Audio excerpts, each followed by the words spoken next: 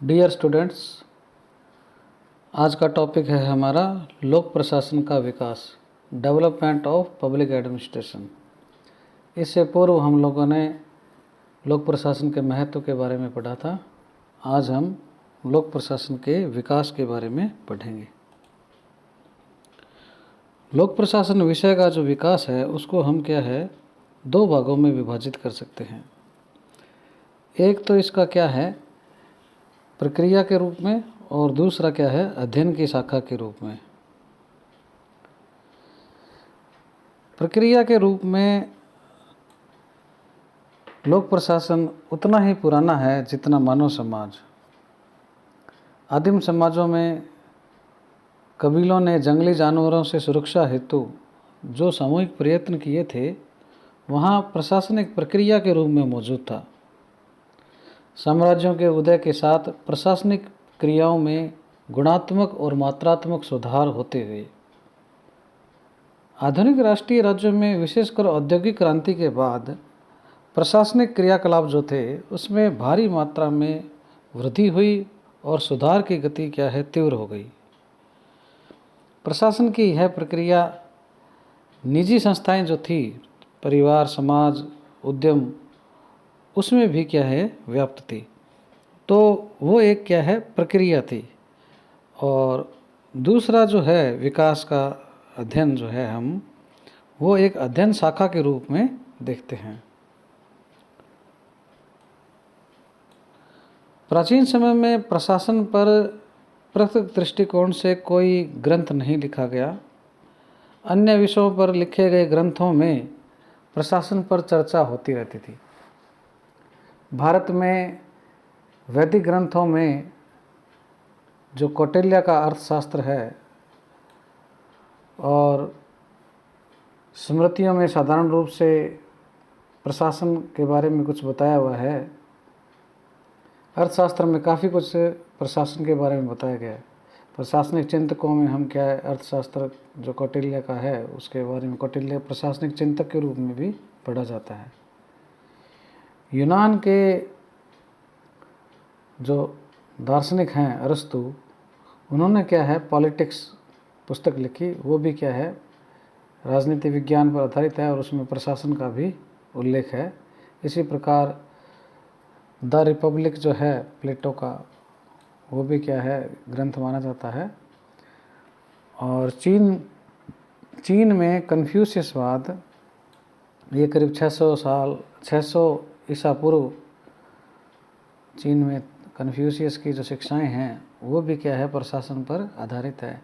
इसी प्रकार आईन अकबरी जो है अबुल फजल की लिखी हुई है वो भी क्या है प्रशासन पर आधारित ग्रंथ माना जाता है। इसी प्रकार मैकियावेली का द प्रिंस और होब्स का लिविथियन, ये भी क्या है प्रशासन का ग्रंथ माना जाता है। इन सभी ग्रंथों में, प्राचीन काल के ग्रंथों में प्रशासन के बारे में उल्लेख है। अब हम आधुनिक काल की बात करते हैं तो यहाँ पर लोक प्रशासन नामक जो शब्द है वो 17वीं शताब्दी में ही प्रयोग में होने लगा था। पब्लिक एडमिनिस्ट्रेशन जिसको अंग्रेजी में कहते हैं, जिसका उद्देश्य था राजा के जो सार्वजनिक कार्य थे, सरकारी कार्य जो थे, सरकारी जो सार्वजनिक प्रशासन जो था उसको, जो उसके घरेलू कार्य थे उनसे क्या है अलग करने का उद्देश्य था। इस संदर्भ में क्या है लोक प्रशासन शब्द काम में लिया गया। ये बात गेराल्ड कैडर ने अपनी पुस्तक the dynamics of public administration में की है। आधुनिक युग में प्रशासन की चर्चा जो है वो 18वीं शताब्दी के अंतिम समय में हुई थी। अमेरिका के वित्त मंत्री अलेक्जेंडर हैमिल्टन ने फेडरलिस्ट जो है एक पत्रिका है उसका 72वां जो अनुच्छेद है उसमें क्या लोक प्रशासन के कार्यों का वर्णन किया है।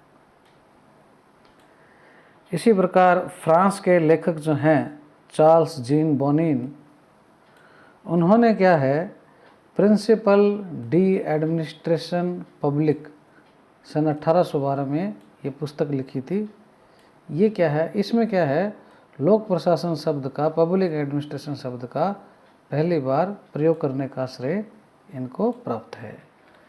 ये वैसे चार्ल्स जीन बुनिन की जो प्रिंसिपल डी एडमिनिस्ट्रेशन पब्लिक है 1812 में जो ये छपी थी किताब, ये लोक प्रशासन की पहली पुस्तक मानी जाती है, लेकिन यह पहली पाठ्य पुस्तक नहीं है। अब इसके पश्चात हम लोक प्रशासन का जो विकास है उसको क्या है 5 चरणों में विभाजित किया गया है, उसके बारे में हम देखते हैं।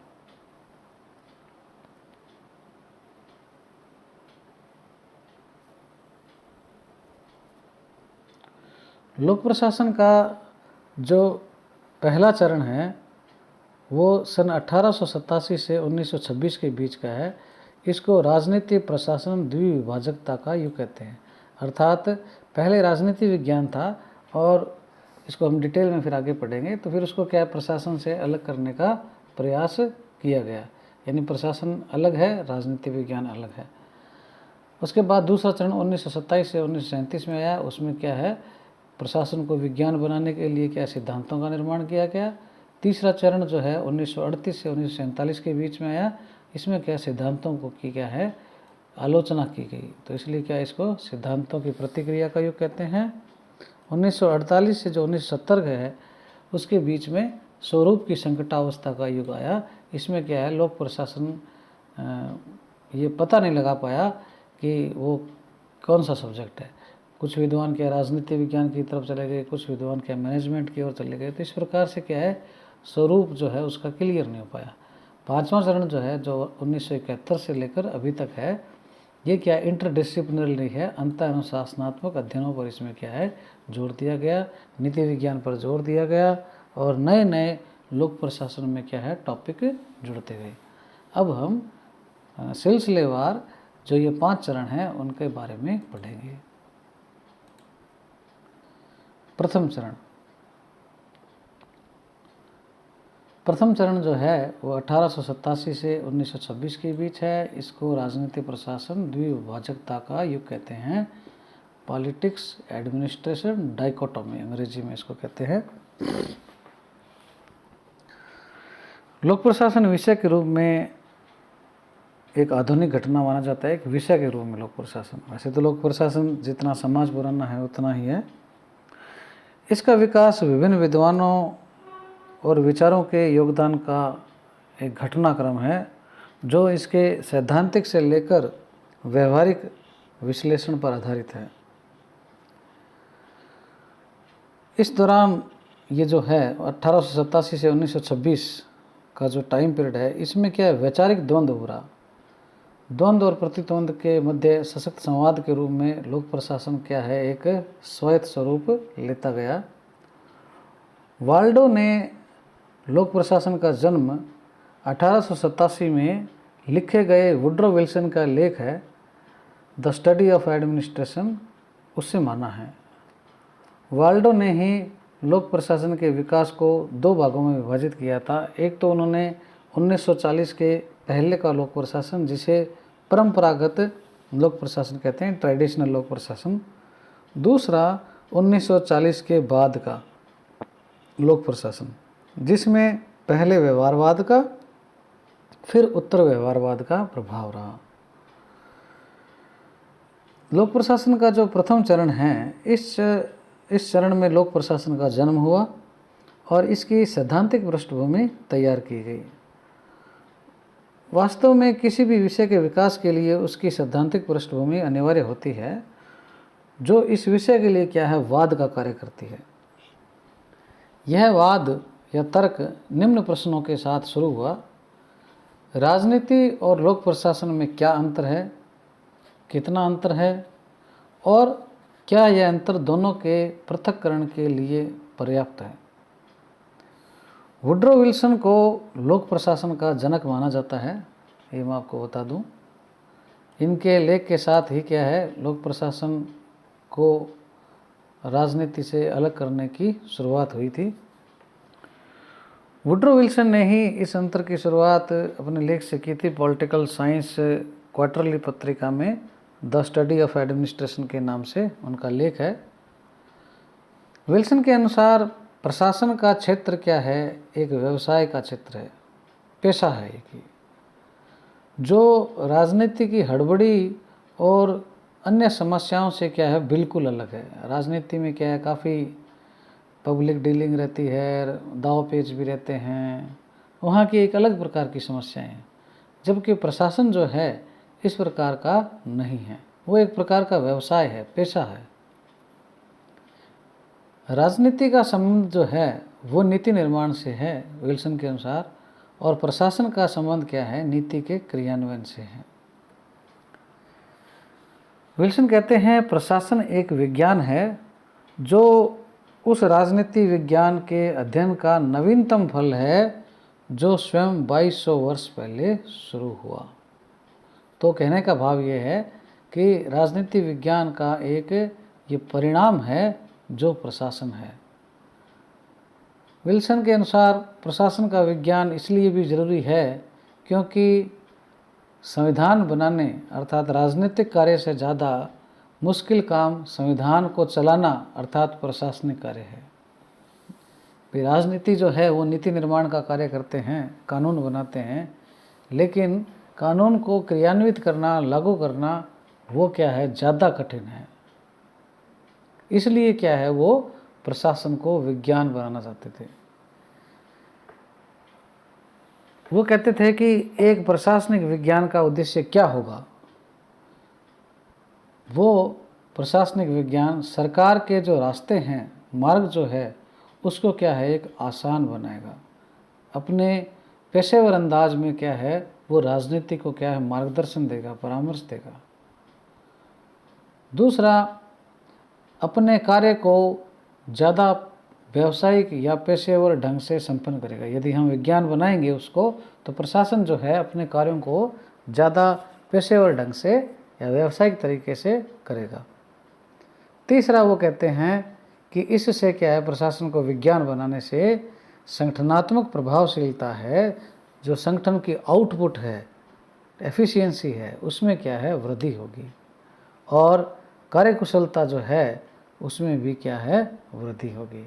तो इस प्रकार से वुड्रो विल्सन ने क्या है, ये अपने विचार इसमें रखे।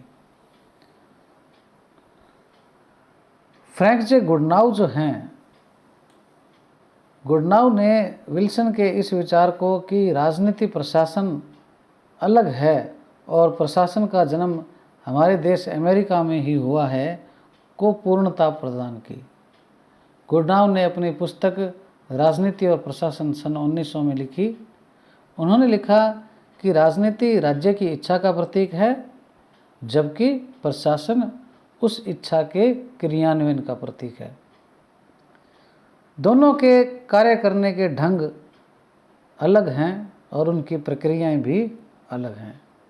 अतः दोनों का क्या है, पृथक पृथक अध्ययन होना चाहिए। ये गुडनाउ के विचार थे। इसके पश्चात एल.डी. वाइट जो हैं वो कहते हैं उनकी पुस्तक के प्रकाशन के साथ ही क्या है, लोक प्रशासन को एक स्वायत्त अकादमिक स्तर प्राप्त हुआ। तो उनकी जो पुस्तक है the study introduction to the study of public administration है। अब हम ये बात निष्कर्ष निकालते हैं कि ये जो राजनीति प्रशासन द्विविभाजन जो है, इसमें दो बातें हुई। एक तो क्या है, लोक प्रशासन का जन्म हुआ, और राजनीति और प्रशासन को क्या है, अलग अलग किया गया।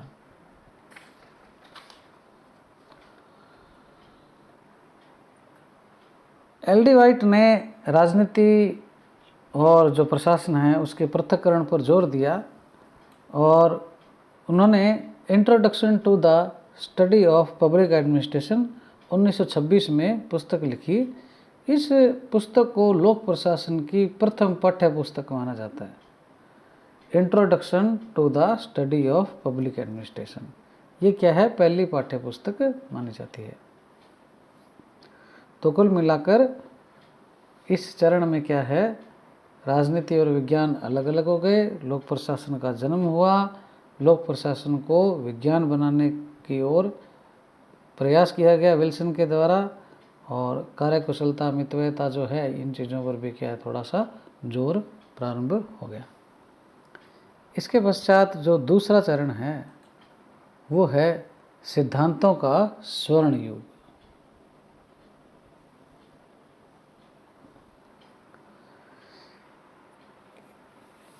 इस युग को सिद्धांतों का स्वर्ण युग कहा जाता है क्योंकि इस समय सिद्धांतों पर क्या है, विशेष बल दिया गया। इसलिए इसको क्या कहते हैं, सार्वभौमिक सिद्धांत बनाना चाहते थे जो हर प्रकार के संगठन, हर परिस्थिति में लागू हो सके। इसलिए इसको क्या है, सिद्धांतों का स्वर्ण काल कहा जाता है। इस समय के विद्वानों ने कार्यकुशलता, दक्षता, मितव्यता को ही क्या है, संगठन का पर्याय माना गया। संगठन है तो इसका मतलब वो कार्यकुशल हो, दक्ष हो, मितव्ययी हो, ठीक है ना।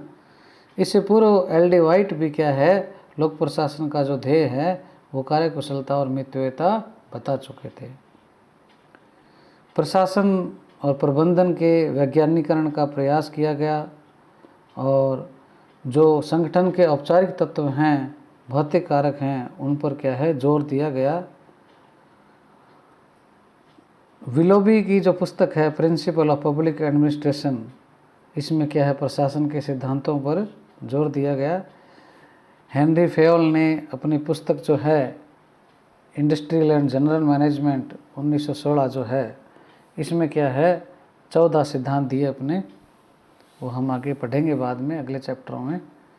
और गुलिक और उर्विक जो हैं, उनकी papers on the science of administration जो है 1937 लिखी और उसमें भी क्या है, सिद्धांतों का उल्लेख किया गया है।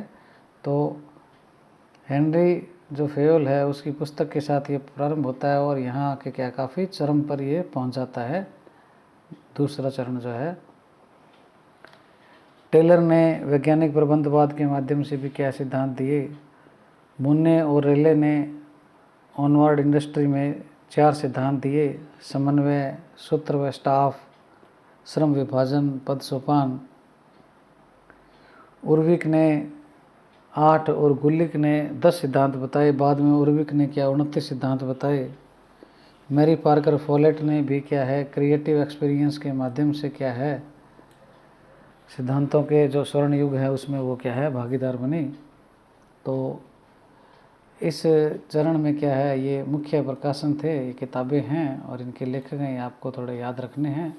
हेनरी फेयोल की industrial and general management 1916, Mary Parker Follett अर्थात MP फॉलेट की क्रिएटिव एक्सपीरियंस 1924, मुन्ने और रेले की ऑनवर्ड इंडस्ट्री 1931, गुलिक और उर्विक की papers on the science of administration 1937, मुन्ने और रेले की एक और है प्रिंसिपल ऑफ ऑर्गेनाइजेशन 1939।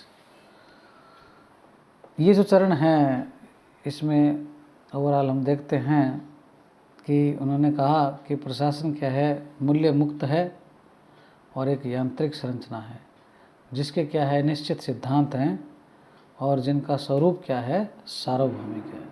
यानी उनके सिद्धांत कैसे हैं, सार्वभौमिक हैं। प्रशासन के जो कुछ सिद्धांतों की खोज के द्वारा वो क्या है, इसको विज्ञान बनाना चाहते थे। संगठन के क्या है, औपचारिक ढांचे पर क्या है, जोर देते थे वो, इस चरण के जो प्रमुख विद्वान थे। और इसी चरण से फिर क्या है, जो क्लासिकल विचारधारा है लोक प्रशासन की, वो आगे आएगी हमारे अगले यूनिटों में। शास्त्रीय विचारधारा, वैज्ञानिक प्रबंध, मानव संबंध विचारधारा, व्यवहारवादी, व्यवस्था विश्लेषण, ये सब आगे आएंगे। तो जो शास्त्रीय विचारधारा है, परंपरावादी विचारधारा जो है, क्लासिकल अप्रोच जो है, वो क्या है, इस चरण से क्या है, और ज़्यादा पुष्ट हुई।